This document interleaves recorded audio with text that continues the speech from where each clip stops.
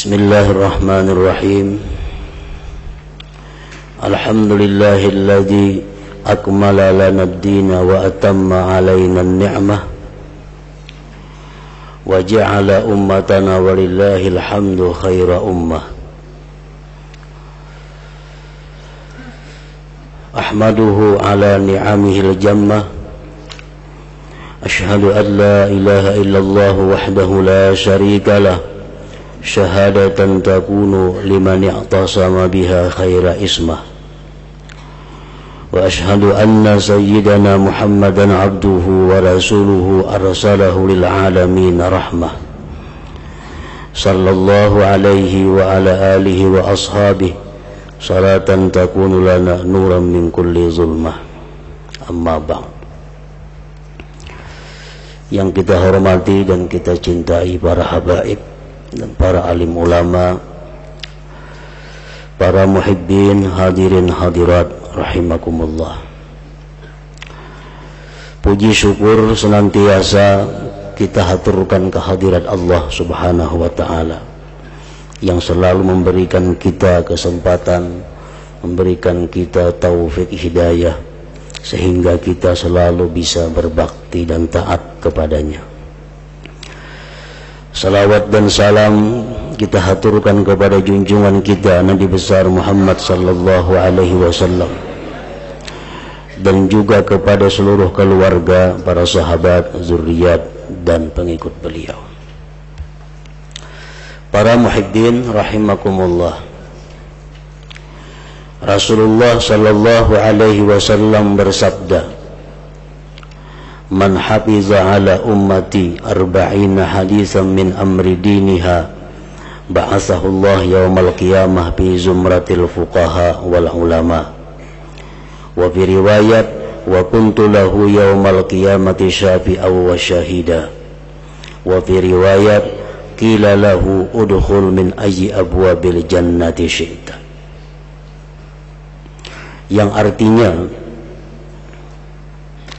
barang siapa memelihara atas umatku 40 hadis daripada perkara agamanya. Maksudnya adalah barang siapa yang menghafal 40 hadis lalu disampaikannya itu 40 hadis kepada umat, atau barang siapa yang menghimpunkan di dalam satu catatan sebanyak 40 hadis lalu dia sampaikan kepada umat, maka Allah Subhanahu wa ta'ala pada hari kiamat nanti akan membangkitkan dia pada golongan ahli fikih dan ulama. Pada satu riwayat, adalah aku baginya, kata Rasulullah, memberikan syafaat dan menyaksikannya. Dan pada riwayat yang lain lagi dikatakan bagi dia, masuklah dari apa jua pintu surga yang kamu kehendaki. Nah, para muhibbin rahimakumullah. Jadi barang siapa yang menghafal hadis atau dia mencatat hadis sebanyak 40 hadis, sama ada inya paham itu hadis atau inya bisa menjelaskan itu hadis atau kada disampaikannya kepada manusia, maka orang tersebut termasuk dalam golongan apa yang disampaikan oleh Rasulullah sallallahu alaihi wasallam tadi. Nah, oleh karena itu para ulama sejak abad pertama sampai sekarang mereka banyak yang menyusun 40 hadis dalam sebuah kitab dengan harapan agar masuk dalam golongan yang disabdakan Rasulullah sallallahu alaihi wasallam tadi. Jadi mulai ulama dahulu sampai ulama sekarang ada yang melakukan hal yang demikian itu. Para muhibbin rahimakumullah, di antara ulama besar yang menghimpunkan 40 hadis itu adalah Al-Imam An-Nawawi, Yahya bin Syaraf. Seorang ulama besar yang bernama Yahya bin Syarafiddin yang masyhur dengan sebutan Imam Nawawi. Nah, beliau telah mengumpulkan 40 hadis dan masyhur dikenal dengan Arba'in Nawawiyah. Dari sekian banyak ulama yang mengumpulkan 40 hadis itu, maka kitab Arba'in Nawawiyah inilah yang paling terkenal, yang paling banyak dibaca orang di mana-mana. Karena hadis-hadis yang beliau kumpul di dalam 40 hadis itu mengandung berbagai macam hadis yang perlu diamalkan oleh seluruh kaum muslimin dan muslimat. Nah, oleh karena itu kita setelah membaca tafsir Al-Quran, maka kita sambung dengan membaca kitab Al-Arba'in Nawawiyah ini, yaitu 40 hadis yang dihimpunkan oleh Al-Imam An-Nawawi rahimahullahu ta'ala. Al-hadithul awwalu, hadis yang pertama, an Amiril Mu'minin Abi Hafsin Umar bin Al-Khattab radhiyallahu anhu qala sami'tu Rasulullah sallallahu alaihi wasallam yaqul innamal a'malu binniyat wa innamal likulli imri'in ma nawa faman kanat hijratuhu ila Allah wa rasulih fa hijratuhu ila Allah wa rasulih wa man kanat hijratuhu lidunya yusibuha aw imra'atin yankihuha fa hijratuhu ila ma hajara ilai, rawahul Bukhari wa Muslim. Dari Amirul Mukminin Umar bin Khattab radhiyallahu anhu, beliau berkata, aku mendengar Rasulullah sallallahu alaihi wasallam bersabda, innamal a'malu binniyat, hanya saja amal perbuatan itu dengan niat. Kebanyakan dari para ulama menjelaskan bahwa amal perbuatan itu umumnya, kebanyakannya hanya sah apabila ada niat.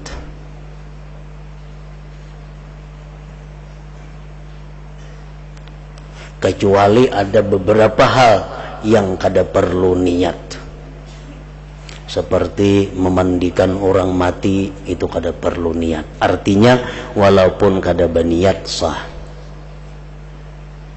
Namun kebanyakan amal perbuatan itu tidak sah kecuali ada niatnya. Wa inna malikulli imri'in ma nawa, dan hanya saja bagi tiap-tiap orang itu sesuatu yang dia niatkan. Setiap sah belum tentu berpahala.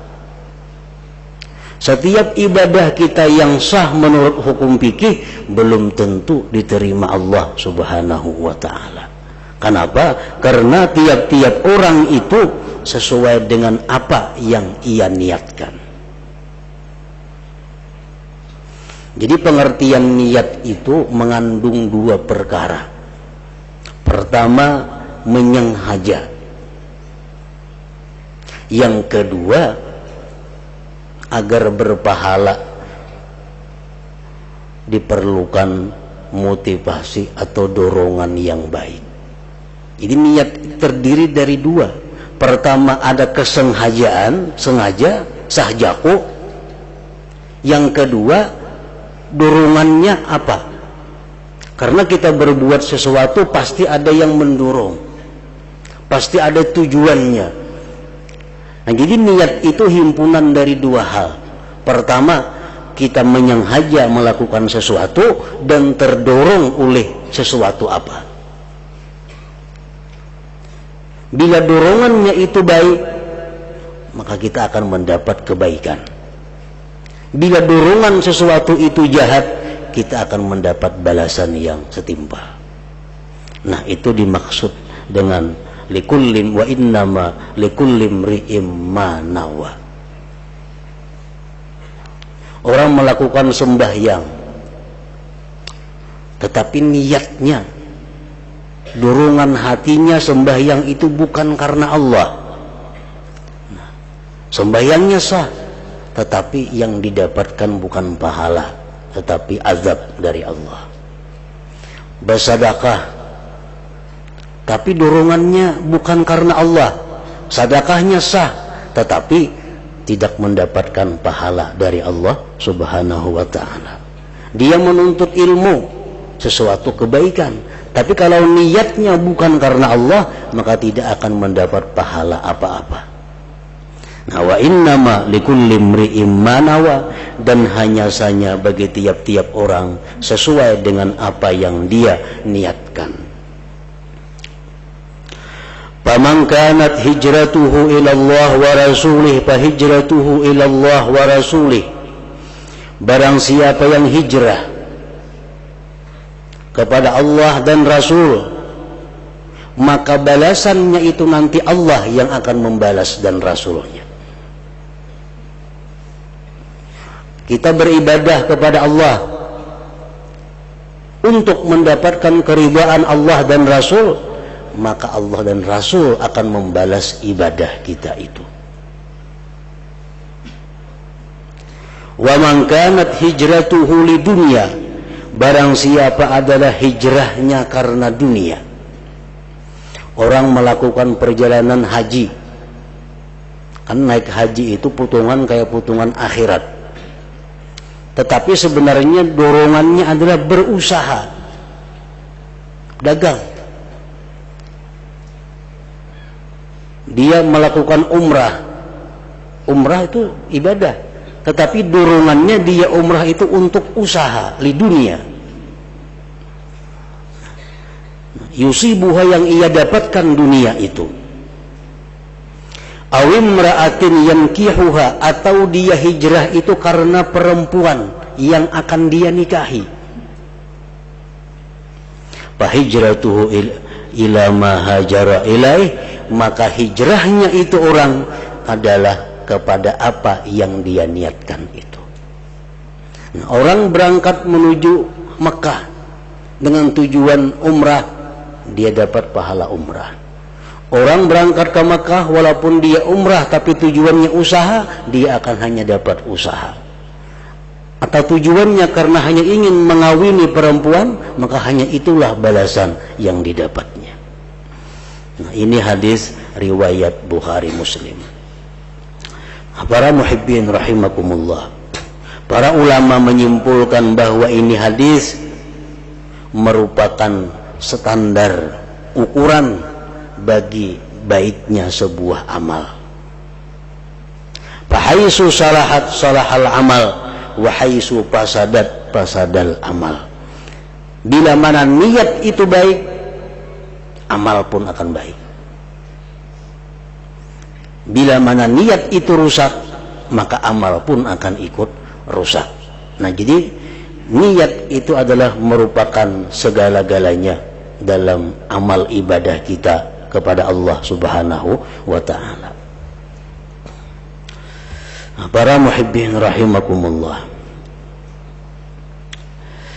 Rasulullah sallallahu alaihi wasallam bersabda, niyatul mu'min ablagu min amali wa niyatul fajir syarrun min amali. Rawahu Abu Nuaim. Niat orang yang beriman itu lebih sampai daripada amalnya, dan niat orang yang jahat, orang yang kafir, lebih jahat dari amalnya.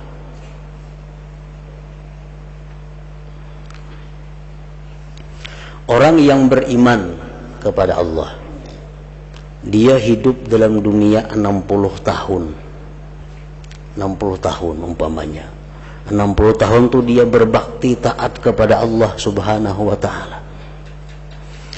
Tapi di akhirat dia akan dapat balasan masuk surga itu selama-lamanya.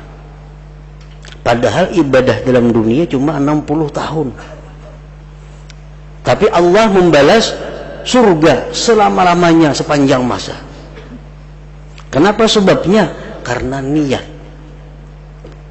Sebab orang beriman itu berniat dalam hatinya, andai kata dia diberi umur sepanjang masa, dia akan taat kepada Allah Subhanahu wa ta'ala. Nah, sehingga dia umur 60 tahun dia wafat, tapi niatnya sebenarnya taat kepada Allah sepanjang masa. Nah, maka dia dibalas surga lebih daripada amal perbuatan kebaikan di dalam dunia itu, karena niatnya. Dan niat orang yang kafir lebih jahat dari amalnya. Orang kafir 60 tahun menyembah berhala, 60 tahun menyembah matahari, mati masuk neraka selama-lamanya. Selama-lamanya masuk neraka. Padahal ini kafir dalam dunia cuma 60 tahun, tapi disiksa neraka selama-lamanya. Karena apa? Karena niatnya. Karena si kafir ini punya niat, andai kata dia hidup sepanjang masa, dia akan kafir kepada Allah. Nah, jadi itulah Rasulullah menyatakan niyatul mu'min ablag min amalihi wa niyatul fajir syarrun min amalihi. Nah, para muhibbin rahimakumullah, dalam riwayat yang lain disebutkan bahwa niat orang yang beriman itu lebih baik daripada amal perbuatannya.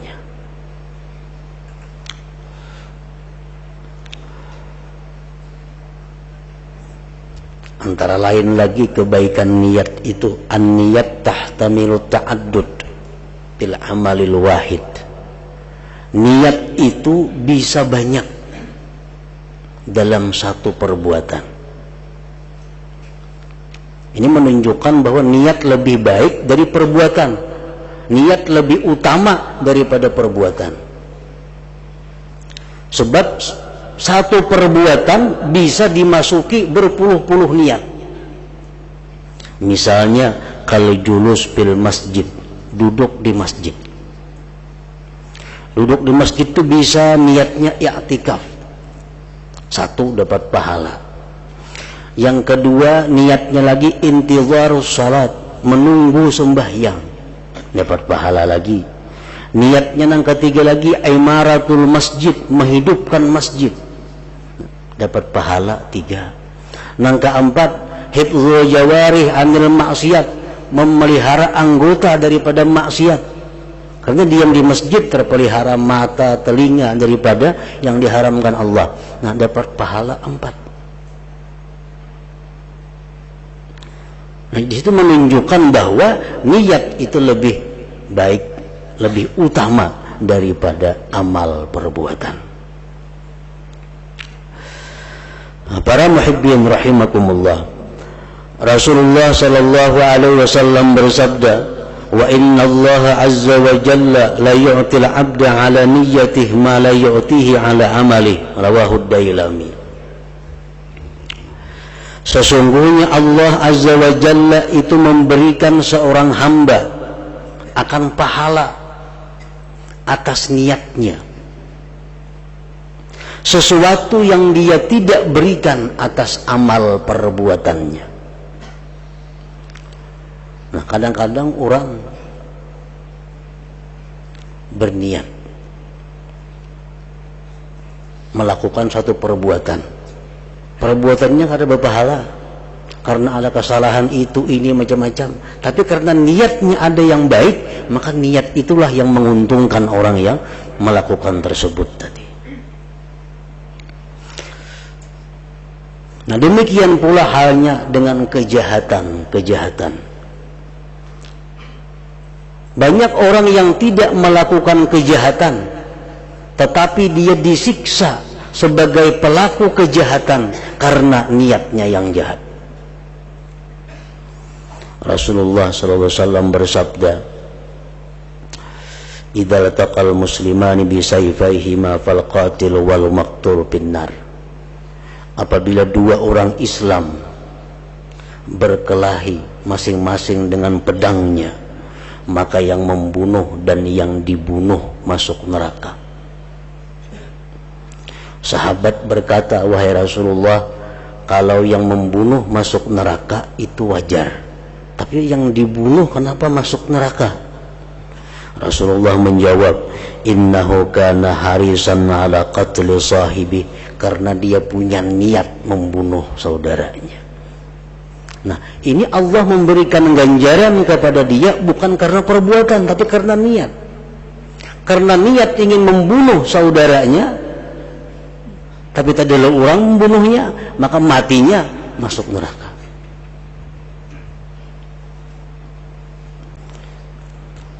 Rasulullah bersabda lagi, inna bil madinati la rijalan masirtum masiran walakata'tum wadiya illa syarikukum bil ajar habasahumul marad, rawahu Muslim. Ujar Nabi kita dalam satu peperangan jauh dari Madinah. Ujar Nabi kita di Madinah itu ada beberapa orang yang mana dia tidak menjalani sebagaimana jalan kita ikut berperang, tapi dia bersama-sama kita dapat pahalanya. Sebab mereka tertahan oleh sesuatu penyakit. Artinya apa? Di Madinah ada orang yang hendak umpat perang, tapi karena sakit kada kawa umpat. Tapi pahalanya tetap mereka dapat sebagaimana didapat oleh orang yang berperang itu. Nah, ini menunjukkan bahwa Allah memberikan pahala bukan karena perbuatan, tetapi karena niatnya. Para muhibbin rahimakumullah, diceritakan ada dua orang bersaudara, si A lawan si B. Si A hidupnya taat kepada Allah Subhanahu wa ta'ala, dan dia berada di rumah di lantai atas, di luteng. Nah, si A ini gawiannya beribadah kepada Allah siang malam, kada tahu urusan dunia. Di bawah nang ading kada tahu urusan taat, maksiat melulu diperbuatnya hari-hari. Nah, boleh ke rumah membawa kawan, bawa minuman, permainan di bawah. Kakak di atas beribadah kepada Allah. Nah, satu hari datang syaitan menggoda nang kakak si A nih. Ya, syaitan ikan menyaurangan beribadah. Jangan umpat ading di bawah tuh, rame orang di situ. Masalah itu maksiat kan kayaknya tobat diterima Tuhan aja tobatnya. Jangan umpat ke bawah situ bergabung. Ikan umur masih macam-macam rayuan syaitan. Akhirnya nang kakaknya tergerak hati, mau bujur juga nih, jangan aku ke bawah umpat berami-rami.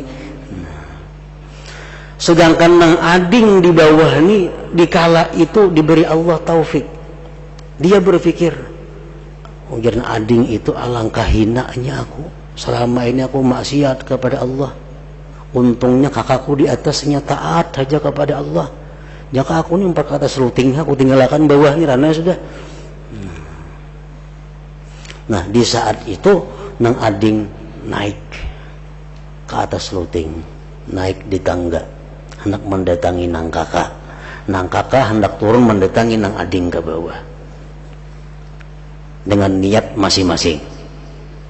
Begitu nang kakak hendak turun, gugur nang kakak, tekanan nang ading mati kedua-duanya. Nah, di akhirat nanti nang kakak ini dihalau bersama orang-orang yang maksiat kepada Allah Subhanahu wa ta'ala, sedangkan yang ading ini dihalau bersama orang-orang yang taat kepada Allah Subhanahu wa ta'ala. Kenapa sebabnya? Karena niatnya. Nah, para muhibbin rahimakumullah, nah jadi sedemikian penting masalah niat. Maka setiap orang yang beriman itu hendaknya belajar, mengetahui dan memahami betul-betul bagaimana niat itu. sehingga setiap amal perbuatan kita didasari dengan satu niat yang baik. Karena dengan niat yang baik, walaupun yang kita lakukan itu perbuatan yang mubah, perbuatan adat, perbuatan yang boleh, tapi karena niat yang baik akan bernilai pahala, bernilai ibadah di sisi Allah Subhanahu wa ta'ala. Nah, dengan mempelajari niat dan mengamalkannya, seseorang akan mampu 24 jam berada dalam taat kepada Allah Subhanahu wa ta'ala. Asalkan dia mengerti, mengetahui bagaimana niat dan cara mengamalkannya, maka dia hidupnya ini 24 jam sehari semalam tidak keluar daripada ibadah, daripada taat kepada Allah Subhanahu wa ta'ala.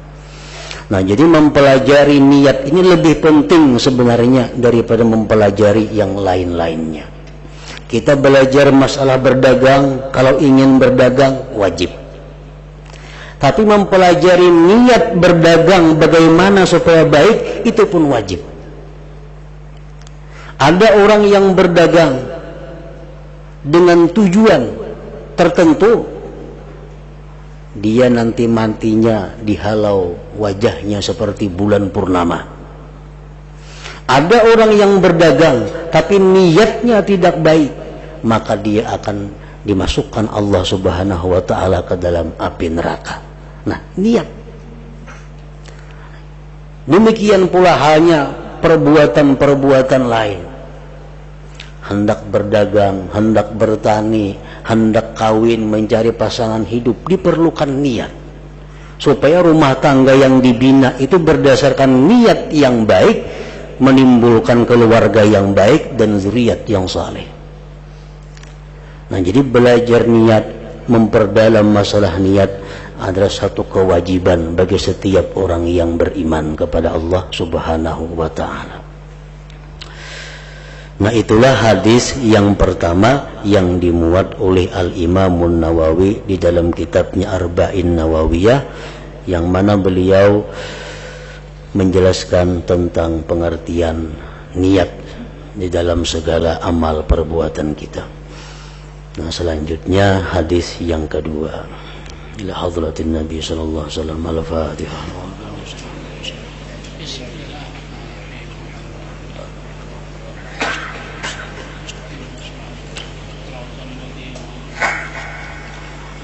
أشهد أن لا إله إلا الله وحده لا شريك له وأشهد أن سيدنا محمدا عبده ورسوله لا إله إلا الله نستغفر الله لا إله إلا الله نستغفر الله لا إله إلا الله نستغفر الله لا إله إلا الله ونتوب إلى الله لا إله إلا الله محمد رسول الله صلى الله عليه وسلم ويا أيها الرجل منه شفاعة صلوا عليه وسلموا تسليما.